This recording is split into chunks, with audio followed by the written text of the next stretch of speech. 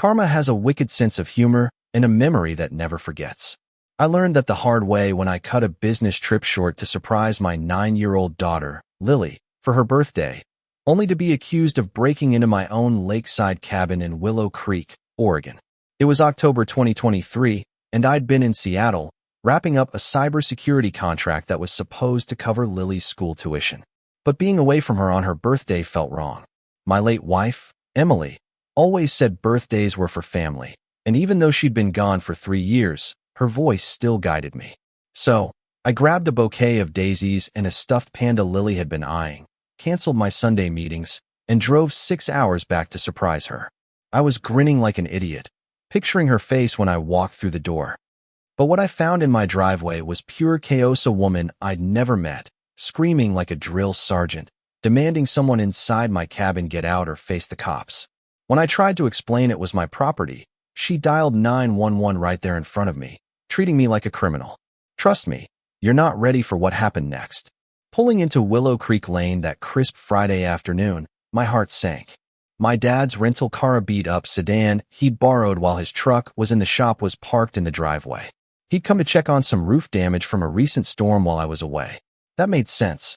What didn't was the woman, Monica, standing in my yard like she owned it, clipboard in hand, dressed in a power suit that screamed suburban dictator. She was yelling orders at a crowd of neighbors who'd gathered like they were watching a reality show unfold.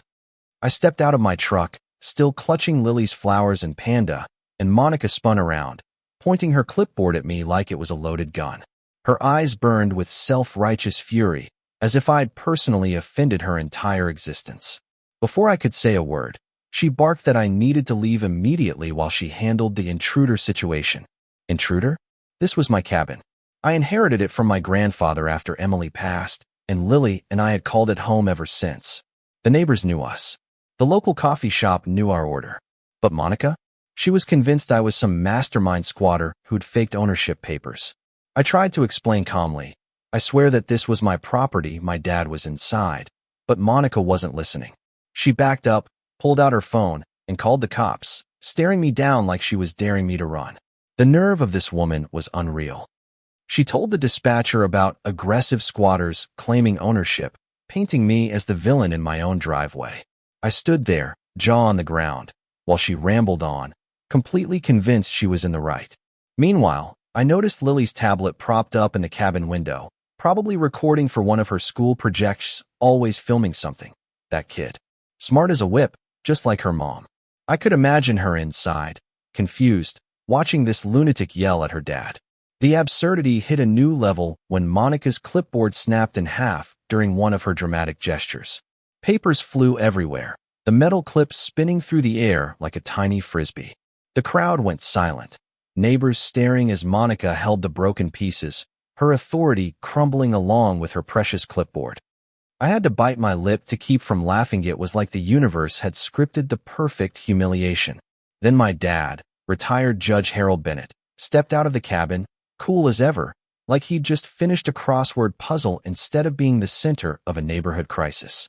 He took one look at Monica, me with my arms full of birthday gifts, and the gawking neighbors, and I could see his lawyer brain piecing it all together. He introduced himself as my father, casually mentioning he was checking storm damage for insurance. Monica's face twitched when she realized she'd called the cops on the property owner's family, but she was too deep in her own drama to back down. Sirens wailed in the distance, and 2 officers pulled up, Officer Daniels and his partner, both of whom knew my dad from his days on the bench. They exchanged glances, the kind that said they knew exactly who they were dealing with. But something about Monica's scattered papers caught Daniel's eye. His face shifted from amused to serious, and he reached for his radio. What had Monica written that spooked a seasoned cop? What was she hiding?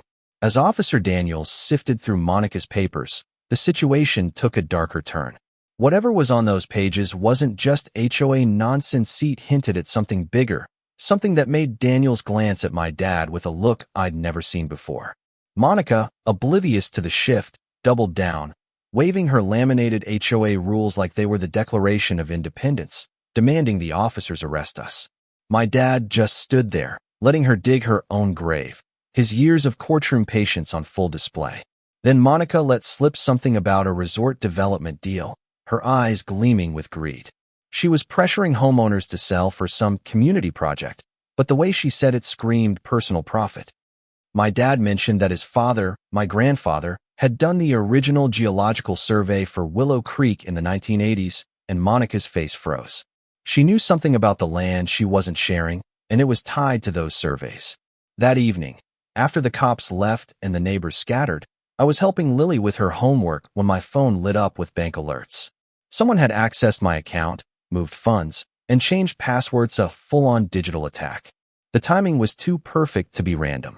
I thought of Monica, desperate and unhinged, and my gut told me she was behind it. Lily asked why I looked so worried, and I had to explain, in the gentlest way possible, that some grown-ups make terrible choices when they're mad. Then Ethan, a neighbor who worked cybersecurity for the sheriff's department, showed up at my door. He'd been monitoring local network activity and found evidence of wire fraud tracing back to Monica's address. This wasn't some amateur hack. Someone with serious skills was targeting us, and Ethan's voice shook as he hinted at a federal investigation he wasn't supposed to know about. What had we stumbled into? The neighborhood buzzed with gossip. An emergency HOA meeting that night turned into a circus, with Monica voted out unanimously after neighbors like Mrs. Larson shared stories of her harassment. But Monica wasn't done. The next day, she showed up at my property line with a measuring tape, trying to document fake violations until she walked straight into our sprinkler system. Water blasted her face, soaking her suit, ruining her makeup, and she kept trying to take photos, too stubborn to quit. Lily, watching from the window, laughed so hard she could barely breathe. Someone filmed it, and the video went viral, turning Monica into an internet joke overnight. But the real bombshell came when Lily, hiding in the closet during one of Monica's rants, found my grandfather's old survey maps. They showed the resort site sat on a flood-prone spillway that could wipe out half the neighborhood. Monica knew and was planning to cash in before anyone noticed. Detective Sarah Coleman, a no-nonsense cybercrime expert, knocked on my door the next morning. She laid it out. Monica had targeted 14 military families across Oregon, using her HOA role to steal personal data and manipulate finances. Military families like ours, always moving, trusting systems, vulnerable to exploitation, were her prey. The scope was staggering, and my bank hack was just one piece of a massive scam. Monica's rage wasn't just about money, it was personal. A neighbor revealed she'd lost custody of her daughter, Ava, 5 years earlier after a mental health crisis. Instead of healing, Monica turned her pain into a weapon, targeting families like mine who reminded her of what she'd lost. When she threatened Lily directly, my dad had enough. "Ma'am," he said, his judge voice cutting through the air, "I'm retired Judge Bennett, and threatening a child is a crime." Monica went pale, her broken clipboard slipping from her hands. Things escalated fast. Monica's car was towed for expired tags. Sweet irony for someone who'd fine neighbors for minor infractions. But then she got reckless, calling my employer, Lily's school, even child services, trying to ruin us. The child services call stung the most. She was trying to take my daughter. I was done being reasonable. Then came the sting operation. Detective Coleman had set up a fake meeting with an undercover officer posing as Monica's resort contact. She walked right into it, thinking she'd outsmarted everyone. Her arrest was a relief, but her smug confidence as she drove to the meeting made my skin crawl. She thought she had an ace up her sleeve. While Monica was arrested, Lily found another clue: emails between Monica and the resort developers, admitting the flood risks but pushing forward for profit. The evidence was damning. Gambled with lives for a paycheck. The trial was a spectacle. Monica tried representing herself with a binder labeled "Why I'm Innocent" in a cartoonish font, arguing with her own lawyer in court. Ava's video statement broke my heart. A 16-year-old recounting how her mother used her as a pawn in a revenge-fueled crusade. The judge sentenced Monica to 5 years in prison, $1.2 million in restitution, and a lifetime HOA ban. The courtroom cheered, but the victory felt heavy. Families had lost homes, trust, and peace because of her. The aftermath was bittersweet. Willow Creek transformed Mrs. Larson started potlucks. New HOA rules ensured transparency, and Lily's garden turned Monica's sprinkler disaster into a symbol of healing. The resort site became a protected wetland, thanks to Lily's maps, now a state park where she gave tours to school kids about environmental protection. Our advocacy fund grew, helping 300 military families fight similar scams nationwide. But one night, after a documentary premiere about our story, we found a hidden camera in Lily's room, placed while we were out. Its serial number led to a non-existent company, and Detective Coleman's face told me this wasn't over. Monica was in prison, but her network wasn't. Who was watching us? What did they want?